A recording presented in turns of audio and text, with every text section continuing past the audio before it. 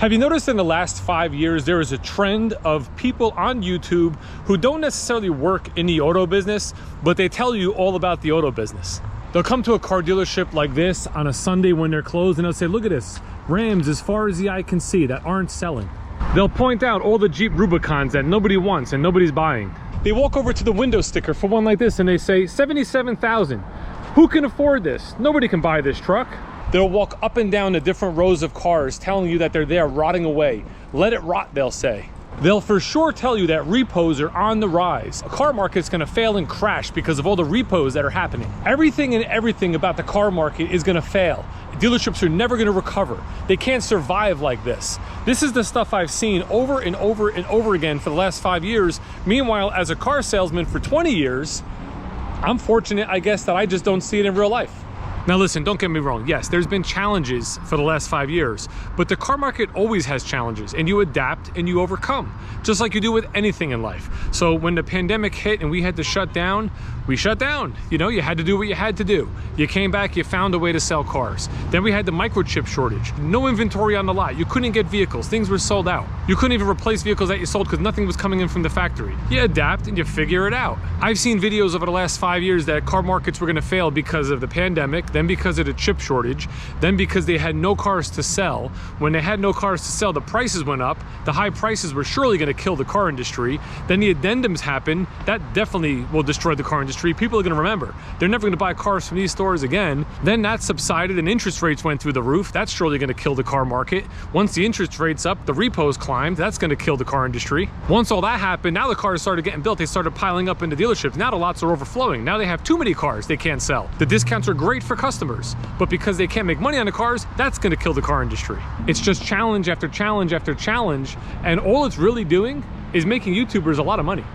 You see, when you click on these videos and those YouTubers get views, they make money off those views. Now, what I like to do is I like to go onto one of these people's page. You click on their page, you click on videos, and you look at their thumbnails. If more than half of their thumbnails are negative topics, I don't even watch, because I know they're just doing it for views. They're doing it to make money off your time. So while I was thinking of this topic, I wanted to pass by this Jeep store. Now, this Jeep store I've been passing by for the last 20 years since I work at the Chevrolet store that's right down the road. Now, when you look at this lot looks full. So if you're driving down the highway, you may look at this lot and you may say, wow, this dealership is overflowing with inventory they can't sell. And listen, that may be the case. I don't work here, I don't know, but neither do you. By driving by a dealership and looking at a lot full of cars, it doesn't necessarily mean things aren't selling. There's a couple things that we don't know. One, we don't know how fast these cars flip. Two, we don't know if they have more cars somewhere else. Again, at our store down the street, we used to have a storage lot when we carried 250, 300 cars. How do we know a store that's carrying 300 or 400 cars didn't carry 1,000 cars 5 years ago? Now, there is one quick way I can tell at this particular store. Again, I've been passing this store for 20 years.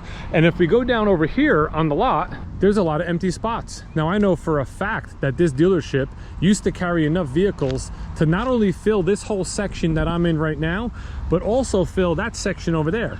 Now, yes, there's cars parked over there, but what you'll notice is these vehicles have tags in them that they're not ready for sale. This has an ally tag. This is a lease return. This is actually going back to the bank. From what I can tell, all of these vehicles are either trade-ins or lease returns, and this is sort of like a holding lot for those vehicles. Now, I remember a time when this actual lot was full of new cars. So by looking at the lot that we see out on the front row now in 2025, you might look at the lot and you might say it's overflowing with inventory. But you know what we do have? We have Google Maps. We can do Google Maps Street View, and we can see, based on different dates, what the lot looked like. Let's take a look. Now, you just saw the lot out there in 2025. What we're doing right now is looking at an aerial view of the dealership. You can see the way the lot is around the store where we were kind of walking along in the front earlier on the grass. You can look at the back lot that in this photo is full of cars, whereas in the current time is being actually on the lot, it's empty. Now, the real cool part about Google Maps is you can click on the little guy at the bottom here, drag it out, and we can put him right on Route 10 in front of the dealership. So if we turn around, this is our Jeep store that we were just at this morning. Now, lot looks full. You got some Jeep Wranglers here. If we go up a little bit on the other side of the lot, you'll notice we have a full lot of cars. You know, what looks like an overflowing lot. I mean, there's cars in between cars. There's definitely more on the lot here than there is currently. Now, when was this? Well, we look up at the top left side of the screen and you can see this was in 2023. Now, the real neat part is we can see more dates. If we click on that along the bottom here, we can go to the same street view for 2022 and we can look and see what the lot looked like then. Back section looks like it has some vans and some Jeeps in it. Front section, you know, Wranglers, Cherokees, a couple of open spots. And then if we zoom out, let's go over to the other side. And as we look here, the whole middle section is empty. This is normal for what was like 2021 going into 2022. This was after the pandemic, it's when we had the chip shortage. It's when lots emptied out, which also may be a reason why they look fuller now, because for a year and a half, 2 years, we were used to seeing empty lots. So let's go back further. Let's go back before the pandemic. Let's go back to 2018.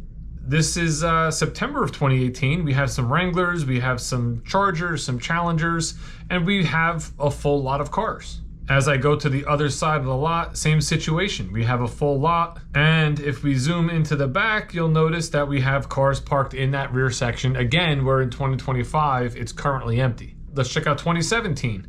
2017, we have a full parking lot full of cars. Oh, it looks like this was just paved. So they had to clear the lot out, put the cars elsewhere so they can pave the lot. And then once the pavement cures, they can bring all the cars back over. So they did a pavement job in 2017. If we go back to 2016, what do we got? We got a full lot yet again.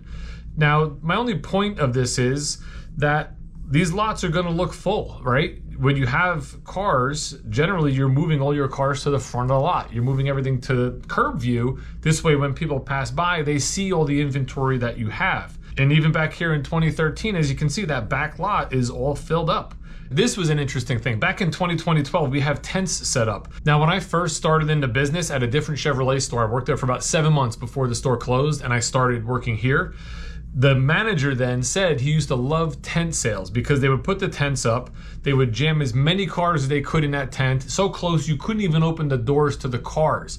But the hype that the tents drew as far as people wanting to buy cars with the perception of the sales going on, and to be fair, there probably were some actual really good sales going on, would just sell so many cars. So you'd put a tent up, you'd jam as many cars in there as you could, and it was a great time to be in the car business and sell cars.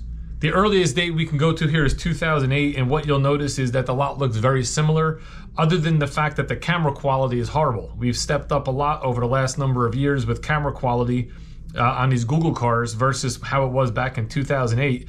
But again, just to prove a point that even back in 2008, as I go down the street here a little bit, you're gonna notice that the lot is full of cars. You know, and the one thing we can really be sure by doing what we just did and going into moments of time and seeing all the vehicles on the lot over the years, the common factor with all of those images is all of the cars in those images have been sold. They either sold to customers, or they sold to businesses, or they were sold at auction, or they were sold to other dealers. Every car basically sells. Check this out. This is a picture of the dealership I currently work at, the location, different ownership back then, from 1966. Now, they obviously must have arranged these cars because they were having a plane fly over to take these photos. But look, we have a lot full of cars in the 1960s. Here's an image from 2017. This was the last day of the old ownership before the Schumachers came in and bought the store and the deal was finalized. I put my drone up in the air and I took this nice shot above the lot just to kind of give it to the owners that were leaving. And again, we had some cars, you can see a little empty, which made sense. They weren't buying a lot of used cars back then because they were selling the store, you know, so it was sort of a different time in the business. But not too long after that, we were overloaded with cars in 2018. And it wasn't until 2019, 2020, when the pandemic hit and the chip shortage hit, that we really went into a new realm of the auto industry.